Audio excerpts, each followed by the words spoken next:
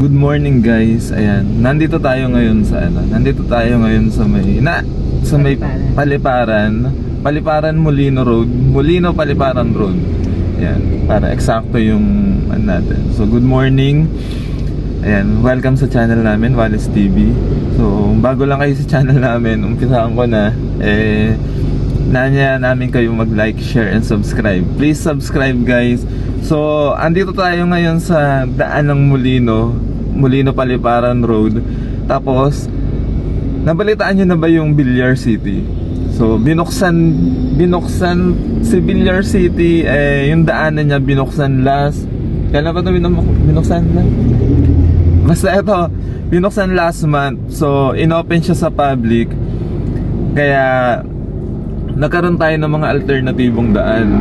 So kung pupunta tayo ng Manila, galing tayo dito sa South, Dasma, particularly dito sa Dasma, makakapunta tayo ng Alabang, makakapunta tayo ng MCX sa mabilisang daan. So for today's video, dadali namin kayo minutes. doon. Last time kasi we had 15. Oo. Kasi nga, nandito kami sa real estate business. So sinasabi namin sa mga client namin na pag bumili kayo dito sa amin sa pag bumili kayo sa amin dito sa Para Verde, dito sa Island Park, makakapunta kayo sa Alabang ng 15 minutes. Hindi gumagamit ng expressway. So tignan natin kung tama ba yun. Ayan, possible ba? Tara, dadali namin kayo doon at samahan nyo kami. Let's go! Ayan, so andito tayo ngayon sa Molino Paliparan Road. Ito yung binabagtas natin daan. Ayan.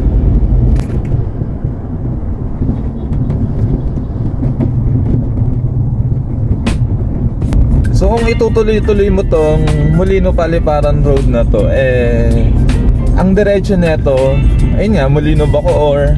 Tapos pwede ka rin mag-Imus, Sapote, tapos diretso ng Cavitex. Ito yung mga daan na yon. So ito yung sinasabi namin na bago sa lahat na daanan na binuksan ni Manny Villar para sa lahat, kasi inopen niya na nga sa public. So ito yung Villar City. Ayan. Ayan, Villar City. Ayan. Ayan.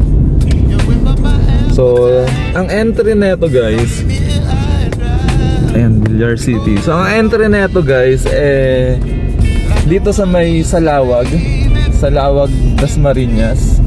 Ayan. So, kung mapapansin natin, meron ditong mga guard. Ayan, ayan, may mga guard dito. Kasi nga, actually private road to na ginawa ni ex-Senator Manny Villar. Kasi sinasara to, kaya siya may guard. Kasi sinasara rin to ng alas 6 ng gabi. Parang 6 a.m. to 6 p.m. to na binuksan sa public. Tapos during sa gabi, sarado na siya. So dito sa lugar din na to, yan, kung mapapansin nyo, nakakita, Villar City. Kasi sa lugar din na to, dito itatayo yung mga, ang tawag doon, CBD niya, yung Central Business District, na katulad ng mga parang katulad ng mga sa may sa Taguig, BGC, ayun, katulad ng BGC sa Makati, Ortigas. So magkakaroon din dito sa lugar na to. Ayan, so mga call center, casino, ano pa ba? Malls, ayan, BPOs, ayan, ito yung plano dito actually. Tapos syempre, andito rin yung mga subdivision na projects ng Villar, ni Villar. So, kung mapapansin nyo, malawak yung kalsada. Ayan, 6 lanes. 6 lanes yung kalsada na to, yung wide niya.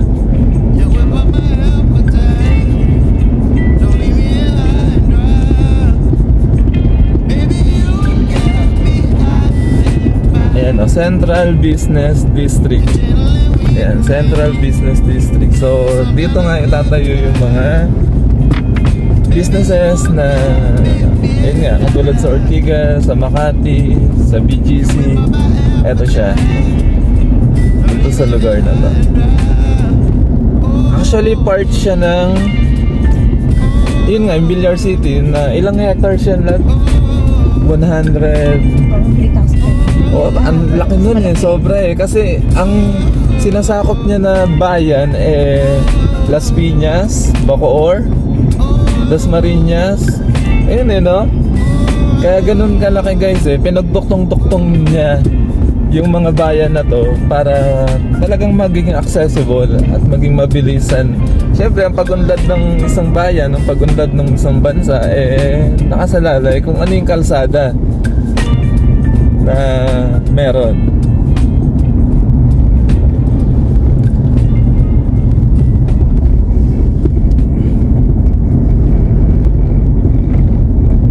Ayan. So, ito yung Foresta, yung pinaka maganda daw na itatayong subdivision, high-end subdivision ni Manny Villar dito. So madami kasi dito guys na high-end talaga si Manny Villar, tulad ng Portofino, Amore. So nandito siya sa lugar na to lahat. Crown Asia, Brittany, and meron ka rin kayong Inquiry. Ayan. Just message us kasi kami isang manlulupa. Kung mapapansin nyo tong daanan na to, eto, ayan, eto naman yung tagusan ng Daang Hari. Ayan, so Daang Hari naman yan. So dadaanan din natin yan. Siguro yung pagbalik, dadaanan natin yan para pakita din sa inyo kung saan yung daanan na yun. Pero for the meantime, andito tayo ngayon sa kung saan tatagos tayo ng yan, MCX ng ano na ito eh, no? Tagos na ito eh. Ayan, so ayan no, may garden dito kasi nga private siya, diba? So sa gabi, sinasara siya. Ayan. So, pagtagos natin dito, so ayan, makikita na natin yung eto, Portofino Amore. Tapos, actually guys, eto, nakita ko sa inyo. So, actually, na naman. So, eto yung kabilang side na to. Ito, yan yung kabilang side na yan. Ayan o, yung pinagtawidan na yun ng ano. So, Alabang na yan guys. Alabang na, Muntinlupa na yan. Yun, Muntinlupa na yung part na yun. Tapos eto, Bacoor. So pag kumaliwa tayo dito, galing tayo dun sa Villar City, sa daan na yon, parang 1 minute drive, wala pang 2 minutes nasa MCX ka na. So sa total na takbo natin dun, mismo dun sa pinasukan natin sa Salawag hanggang dito sa MCX 7 minutes. 7 minutes mo lang siya tatakbuhin talaga. So nasa MCX ka na. Kung dadaan ka sa usual na kalsada na roads, aabutin ka talaga ng siyam-siyam kasi nga sa sobrang sikip at sa sobrang dami ng sasakyan na kasabayan mo. So dito, kasabayan mo lang private na sasakyan na hindi humihinto. And isa pa, doon sa Villar City na dinaanan natin kanina, bawal po ang motor, mga 2 wheels na sasakyan. So open lang siya for private vehicles na 4 wheels. Ayan. So katulad ng mga binuksan nilang kalsada. Ano ba yung binuksan nilang kalsada? Yung sa may gilid sa may Las Piñas, diba? Yung Riverside, River Drive. Bawal din dun yung bawal din ang motor din dun eh. So tulad din dito, bawal din yung motor. Private vehicles na 4 wheels lang ang pwede. Ayan. So ito yung mga subdivision niya guys. So, ayan. Ayan no? Mga high-end subdivision ni Sir.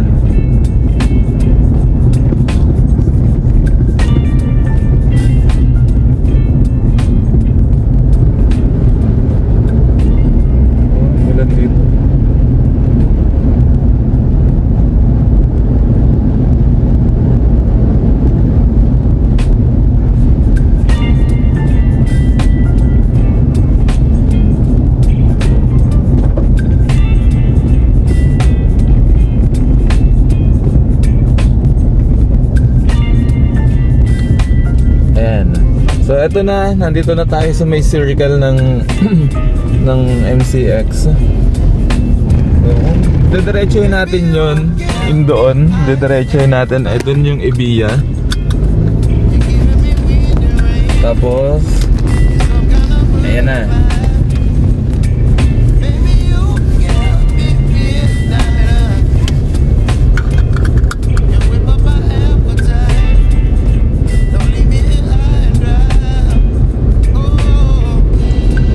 So guys, eto na, ayun na. Ayun, ang MCX. So, kakaanan na tayo dito. Pupunta tayo MCX, doon na tayo dadaan. Ayan. So, MCX, 7 minutes guys, 7 minutes. Ulitin ko 7 minutes na sa MCX ka na. So, kung dediretsuhin mo yun, papunta ng Alabang. So, 15 minutes kayang-kaya. Makarating ka ng Alabang. From Dasma to Alabang, gamit yung daan na yun. Okay?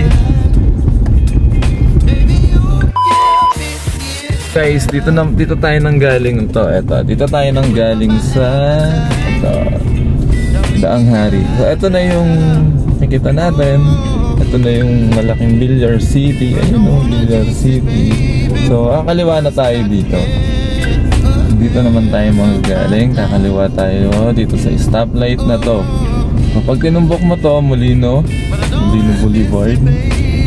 Ayan. City.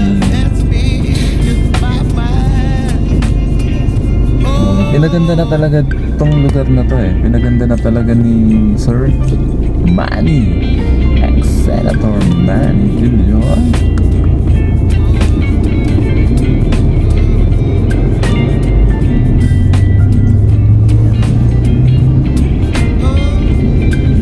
So, kaliwa na tayo dito.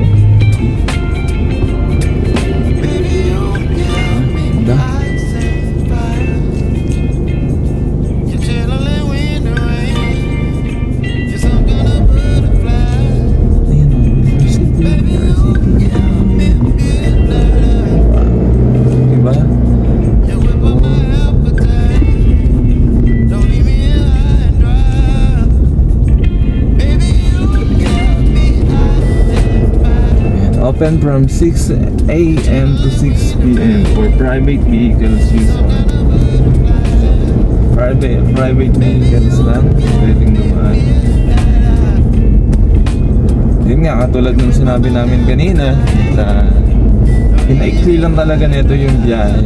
So hindi mo nadadaanan yung Molino Boulevard na talagang sobrang siksikan na dahil sa maliit nga din yung kalsada doon. Ayan, tapos yung ginagawang tulay na matagal na matagal na.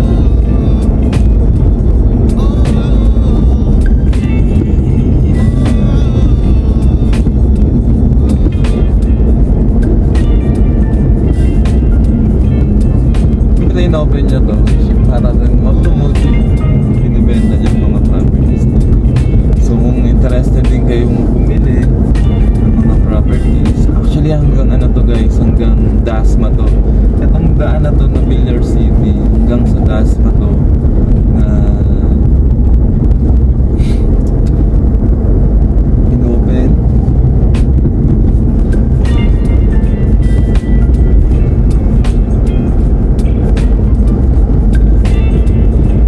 Papalipad sana ako guys ng drone kaso baka pagalitan tayo kasi private na nga na lugar to. So baka hindi pwede, baka sabihin sinusurveillance lang natin sila. So negatives tayo magpalipad dito. Huwag na natin ipilit.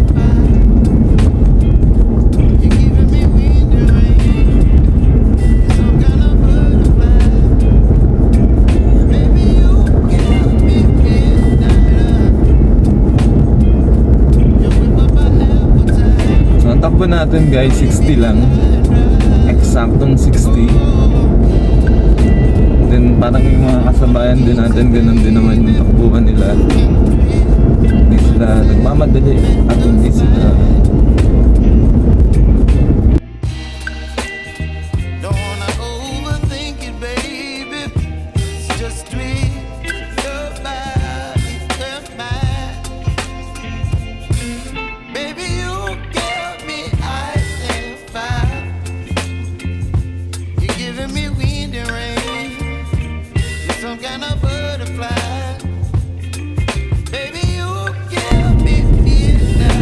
So eto na guys, eto na naman yung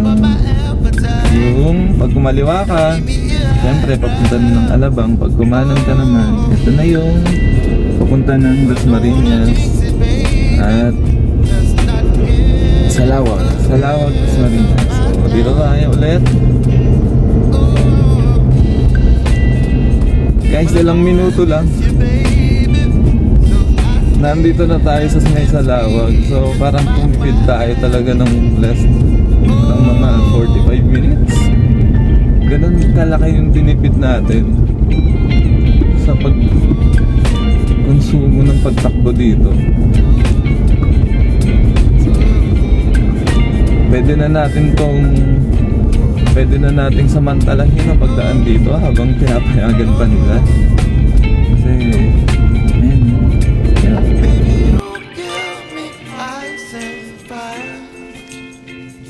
You're chilling in the rain. You're some kind of butterfly. Baby, you give me midnight. You whip up my appetite. Don't leave me here high and dry. Baby, you give me ice and fire. You're channeling wind and rain. You're some kind of butterfly. Baby, you give me midnight. You whip up my appetite. Don't leave me here high and dry. Oh, oh, oh,